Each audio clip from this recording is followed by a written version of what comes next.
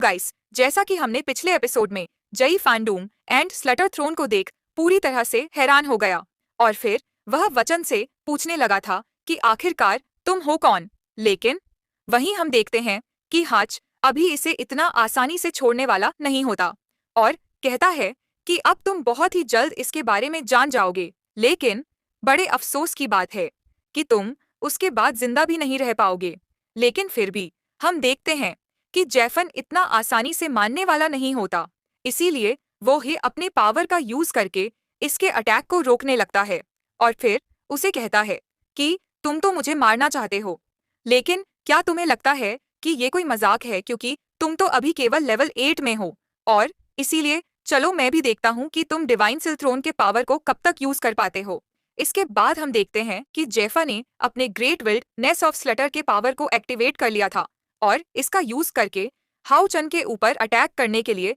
जाने लगता है। लेकिन इसके बाद भी हम देखते हैं कि हाउ चन को इसके बारे में कोई चिंता नहीं होती, इसीलिए वो इसका सामना करने के लिए रेडी हो गया था और फिर उससे कहता है कि चलो एक बार ट्राई करके देख लो। इसके बाद हम देखते हैं कि हाच ने डिवाइन सील के पावर को अपने बॉडी के ऊपर यूज कर दिया था जिसका वजह से वह वार्मर में कन्वर्ट हो जाती है और अब इसीलिए हम देखते हैं कि हाउ चन इसका यूज करके जेफान का सामना करने के लिए रेडी हो गया था। मगर फिर भी हम देखते हैं कि जेफन इतना आसानी से आहार मानने वाला नहीं होता और इसीलिए वह अपने पावर का यूज करके हाथ चन के ऊपर अटैक करने के लिए आता है। लेकिन तभी हम देखते हैं कि हच ने भी अपने पावर का यूज करके अटैक कर दिया था, जिसका वजह से जेफन की पावर इसके सामने एक बल भी नहीं टिक पाती। तब इसे देखते ही जीफान पूरी तरह से हैरान हो जाता है और कहने लगता है कि यह कैसे पॉसिबल है। लेकिन तभी सी वक्त हम देखते हैं कि हाउ चन सीधे इसके ऊपर अटैक करने के लिए आ गया था, जिसके वजह से जेफन इस बार इसके सामने जिसकी वजह से जेफान इस बार इसके सामने कुछ भी नहीं कर पाता और हम देखते हैं कि वह काफी दूर जाकर गिरता है। लेकिन तभी हम देखते हैं कि वचन अब यहाँ पर कोई भी नुकसान होते हुए नहीं देखना चाहता था, इसीलिए वो डिसाइड करता है कि वो जईफान को ऐसे एरिया में ले जाएगा जहाँ पर कोई भी ना हो। इसके बाद हम देखते हैं कि हासन फिर से इसके ऊपर अटैक करने के लिए आ जाता है, लेकिन वहीं हम देखते हैं कि जयफान भी इतना आसानी से आहार मानने वाला नहीं होता, इसीलिए वो भी इसके साथ में फाइट करने के लिए रेडी हो जाता है और हम देखते हैं कि वो इसके अटैक से अपने आप को बचाने के लिए कोशिश करने लगा था। लेकिन फिर भी हम देखते हैं कि जयफान इस बार इसके सामने लेकिन फिर भी हम देखते हैं कि जयफा अभी इसके सामने कमजोर पड़ने लगा था लेकिन फिर भी हम देखते हैं कि जयफा इसके सामने कमजोर पड़ने लगा था, जिसके वजह से वो इसके सामने ज्यादा टाइम के लिए कुछ नहीं कर पाता और इसीलिए हाउ चन फिर से इसके ऊपर अटैक करके इसे नीचे गिरा देता है। जिसके बाद हम देखते हैं कि जयफान इस बात से इसके ऊपर काफी गुस्सा हो गया था और फिर वो कहने लगता है कि ये तो पूरी तरह से पॉसिबल है, क्योंकि तुम तो अभी केवल लेवल 8 में हो, लेकिन इसके बाद भी तुम मुझे इतना आसानी से कैसे हरा सकते हो।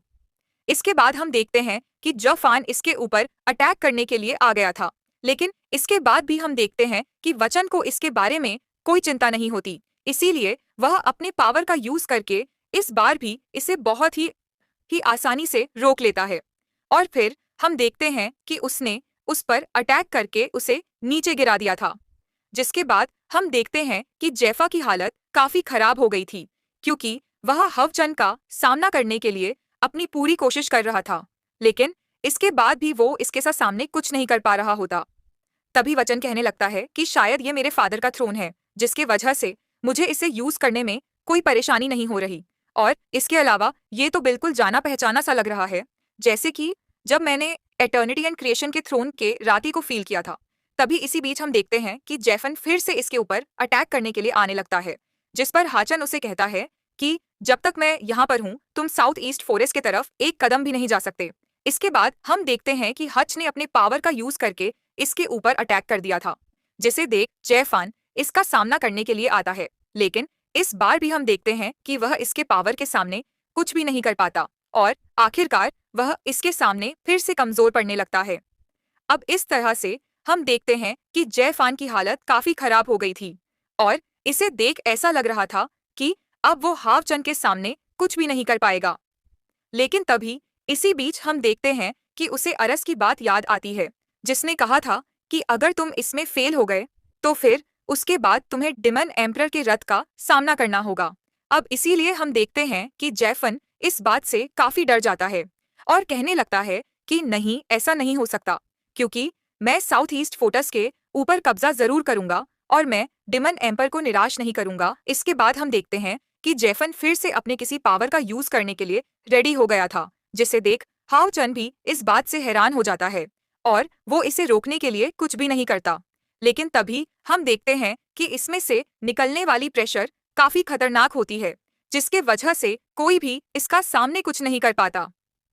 वहीं हम देखते हैं कि वांज और बाकी सीनियर भी इस बात से काफी परेशान हो जाते हैं और कहने लगते हैं कि ये तो मेन डेमोनिक पिलर का प्रेशर है। तभी हम देखते हैं कि जईफान की डेमोनिक पिलर यहाँ आ जाती है, जिस पर जईफान कहने लगता है कि मैंने इसके बारे में बिल्कुल भी उम्मीद नहीं किया था कि तुम जैसे लेवल 8 वाले के पास में डिवाइन सिल्क थ्रोन की पावर होगी। फिर वो कहने लगता है लेकिन तुम्हें भी इसके बारे में नहीं बोलना चाहिए, क्योंकि डिमन गॉड की पावर डेमोनिक पिलर से आती है, इसीलिए अब यहाँ आ गया है। तो इसका वजह से हमारी पावर काफी बढ़ जाएगी, जिसका वजह से अब तुम हमारे सामने कुछ भी नहीं कर सकते और अब इसीलिए तुम सभी यहाँ मरने के लिए रेडी हो जाओ। तभी हम देखते हैं कि डीएम ने फिर से अटैक करना शुरू कर दिया था, जिसका वजह से सोल्जर अब इनके सामने कुछ भी नहीं कर पा रहे थे और हम देखते हैं कि वे इनके हाथ तो बहुत ही आसानी से मर रहे होते हैं। जिसके बाद हम देखते हैं कि मास्टर चू इस पास से काफी परेशान हो जाते हैं और फिर वो कहने लगते हैं कि हम तो इनको रोकने के लिए कुछ भी नहीं कर पा रहे और इसीलिए का साउथ ईस्ट फोर्ट्रेस सच में डिस्ट्रॉय हो जाएगा। लेकिन तभी हम देखते हैं कि हाउजन को इसके बारे में कोई चिंता नहीं होती और फिर वो जईफान से कहता है कि मैं तो इसी का ही वेट कर रहा था कि तुम अपने डेमोनिक पिलर को जल्दी से यहाँ पे समन करो। इसके बाद हम देखते हैं कि हाउ चन इसमें कोई देरी नहीं करता और वह हायू को भी बाहर निकाल लेता है ताकि वो इसके पावर का यूज करके डेमोनिक पिलर को डिस्ट्रॉय कर सके। जिसके बाद हम देखते हैं कि जफन इस बात से काफी परेशान हो गया था, लेकिन वैसे भी अब इसमें काफी देरी हो गई थी, क्योंकि हाउ चन और हाउ यूज के डेमोनिक पिलर को डिस्ट्रॉय करने के लिए निकल गए होते हैं। जिसके बाद हम देखते हैं कि जेफन इस बात से काफी घबरा गया था और वो अपने पावर का यूज करके डेमोनिक पिलर को यहाँ से वापस भेजने के लिए कोशिश करता है। लेकिन अब हम देखते हैं कि वो इसे इतनी जल्दी नहीं कर सकता था, क्योंकि हाउ चन और हायू इसे डिस्ट्रॉय करने के लिए निकल गए होते हैं।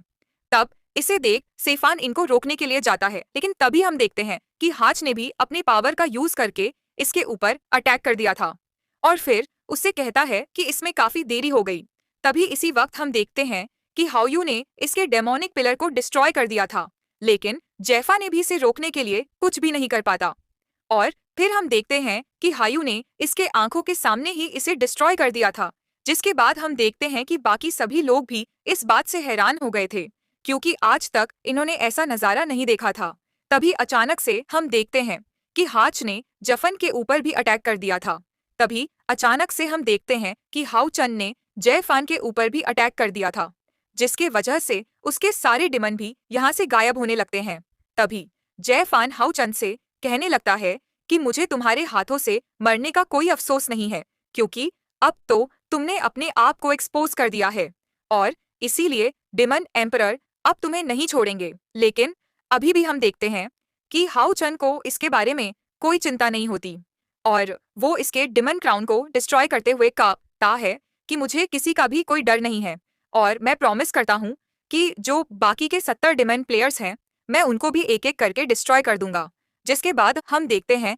कि सभी ऐसे नज़ारे को देख काफी हैरान हो गए थे और वे सभी हाव चन को ही देखने लगते हैं। वहीं मास्टर चीफ कहते हैं कि मैंने तो सपने में भी इसके बारे में नहीं सोचा था कि मैं डेमोनिक पिलर को डिस्ट्रॉय होते हुए अपनी आंखों से देख पाऊंगा। लेकिन तभी हम देखते हैं कि डीमन एम्परर भी इस बात से काफी गुस्सा हो गया था। लेकिन तभी हम देखते हैं कि डीमन एम्परर भी इस बात से काफी गुस्सा हो गया था, इसीलिए वो सीधे इनके सामने आ जाता है, जहां हम देखते हैं कि उसने इन पर अपने प्रेशर का यूज कर दिया था और इनमें से कोई भी इसके प्रेशर के सामने नहीं टिक पाता।